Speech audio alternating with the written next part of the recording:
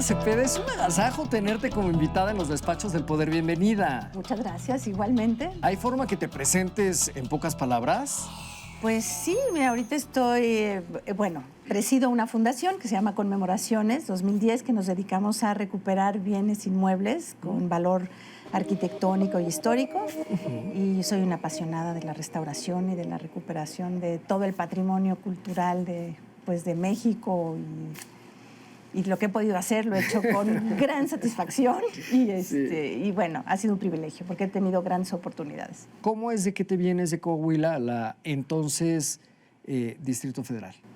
Claro, no, bueno, toda mi vida he vivido en México, ¿eh? Sí. Soy de familia de Coahuila, nací allá, tengo muchos vínculos, grandes nexos por el lado paterno-materno. Digo, yo también nací en Torreón, soy orgullosamente norteña. Pero bueno, pues crecí aquí, me formé en la Ciudad de México y pues el destino me llevó a estos azares de la recuperación de nuestra historia, que ha sido una gran oportunidad. En este clavado a tus recuerdos, ¿tienes en la memoria la primera vez que estuviste frente al Ángel de la Independencia? Pues mira, creo que yo pertenezco a una generación que nos habíamos perdido del centro histórico, me atrevo a decirlo. Porque, si mal no recuerdas, bueno, acuérdate que la doña, María Félix, hasta decía que el centro histórico estaba terrible, que era un asco. Creo que hay una generación que nos perdemos el centro. La ciudad empieza a crecer hacia los suburbios. La gente ya no va a comprar a estas tiendas departamentales que están en el Zócalo, ¿no? Ya no, empiezan a surgir pues en la colonia Condesa. Más tarde a mí me tocan ya los centros comerciales, Plaza Universidad, la del Sur. Entonces dejas de ir al centro. Creo que hay una recuperación en los últimos 20 años. También el sismo del 85 afectó mucho en la fisonomía, el rostro del centro. Yo creo que quedó en la memoria, en el corazón. La gente deja de ir. Claro. Y el centro está abandonado, también no está habitado. Y todos estos edificios espléndidos que tiene el centro, porque además hay que recordar que se llamaba la ciudad de los palacios. Hay más de 1,500 edificios de carácter monumental. Si tú metes, el centro histórico tiene 4,5 kilómetros. Te caben los centros históricos de Barcelona y Madrid juntos. ¡Ándale! En el centro. Entonces, no nos damos cuenta de que tenemos es un baluarte. Hay 3 grandes plazas en el mundo. La de Tiananmen, la Plaza Roja en Moscú y la de México. En extensión somos la tercera más grande. No, dentro de las 3, no me queda claro cuál de las 3 es la más grande. Esas 3 son las más grandes. Wow. ¿No? Tenemos un centro espectacular, monumental, claro. Y yo pertenezco a esa generación que lo recuperamos después, ¿no? Porque hubo como un vacío. Y entonces, ¿cuándo fue la primera vez que te acercaste hacia la obra del arquitecto Antonio Rivas Mercado? Yo tuve el privilegio de estar al frente del Fideicomiso del Centro Histórico. Y ahí... ¿Durante cuántos años, Ana? Durante 6 años. Y fue cuando se hizo todo el programa de desarrollo urbano integral, que recuperamos 52 manzanas, se recuperó, todo este proyecto que además se recupera la infraestructura, se renueva la infraestructura hidráulica, todo lo que es el agua potable, que tenía 100 años de que no se había renovado, ¿no? Yo encontré la tubería desde la época de Porfirio Díaz. Bueno, eso es toda una serie. Ese es otro programa, sí. Pero bueno, conocí a Catherine Blair por una amiga en común.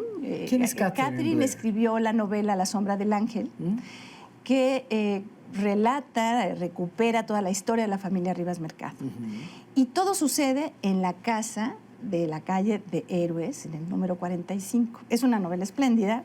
Me busca. Perdón, ¿qué parentesco tenía Catherine, si es que todavía vive, con la familia Rivas Mercado? Catherine se casa con el hijo de Antonieta, que todavía tuve el privilegio de conocerlo, ya mayor, pero él alcanzó a ver la casa y cuando la estábamos recuperando, ¿no?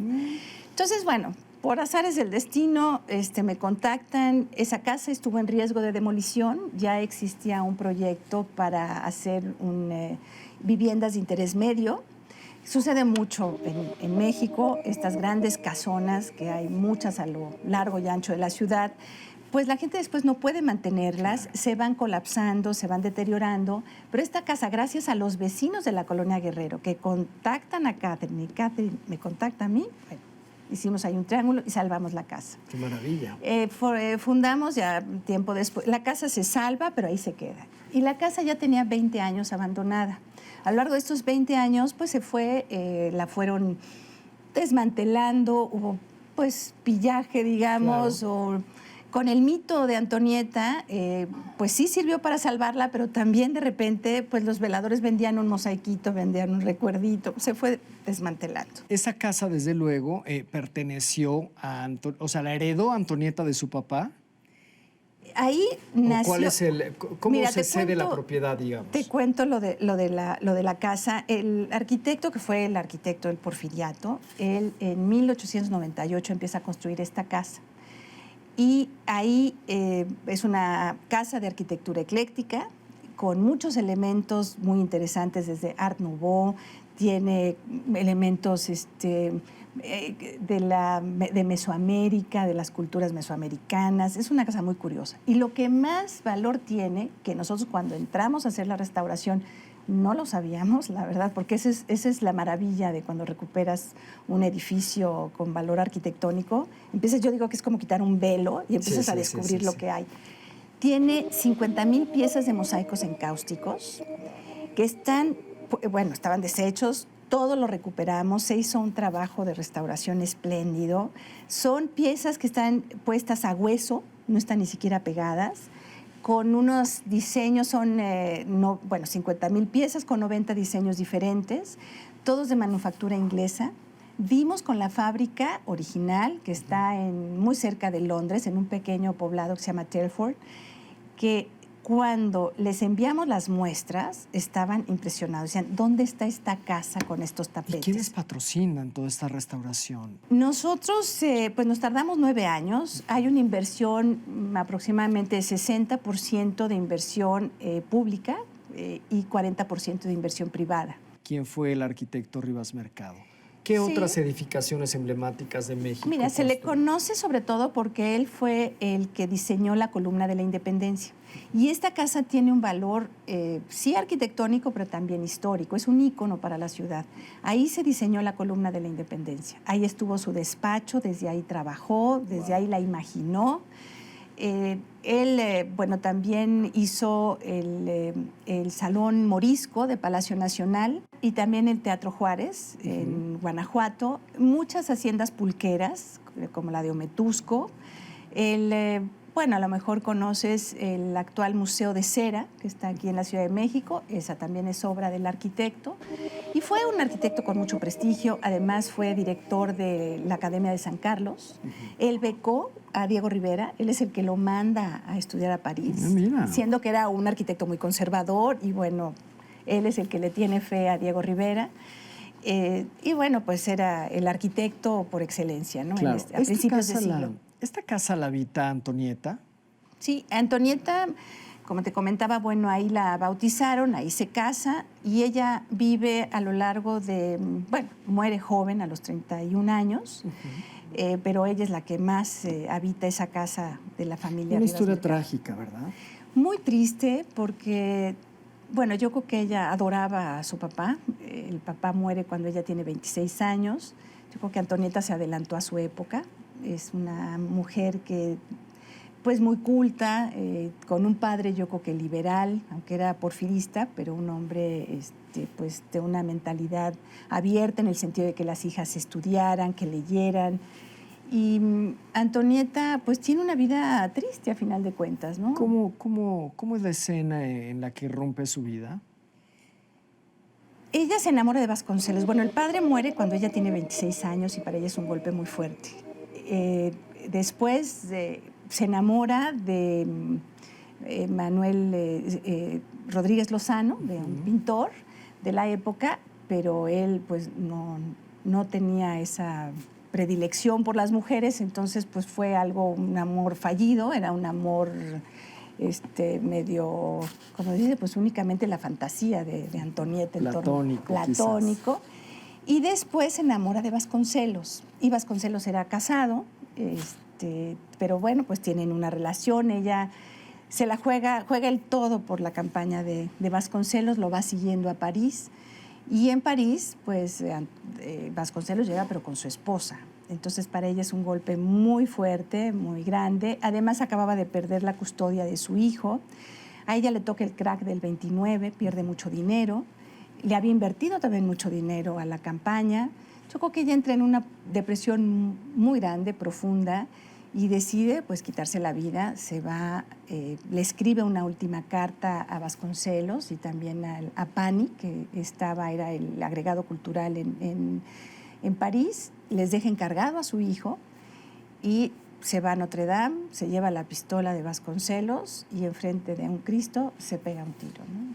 ¿Su hijo dónde estaba cuando su mamá se suicidó? Lo deja encargado en una pensión donde ella se estaba quedando. Entonces les deja una carta para que lo vayan a recoger. Donald tendría 11 años, entonces pues él sí, yo conocí al hijo de Antonieta, claro que pues se acordaba de su mamá. Pues ha de haber sido terrible, fue una historia muy triste, ¿no? Pero una mujer que en los pocos años que vivió hizo mucho. Ella fue la promotora de la Sinfónica Nacional, del Teatro Ulises, del Teatro Contemporáneo. Yo digo que, bueno, por esos pasillos de esa casa fantástica que ahora podemos visitar. ¿Ya está abierta al público? Ya está abierta al público. Ahí estuvieron seguramente Javier Villaurrutia, Andrés Enestrosa, Salvador ¿Qué va a encontrar Novo. la gente cuando visite la Casa Rivas Mercado en la Ciudad de México? Mira, ahorita lo único es, estamos en la primera etapa, bueno, ya se completó la restauración.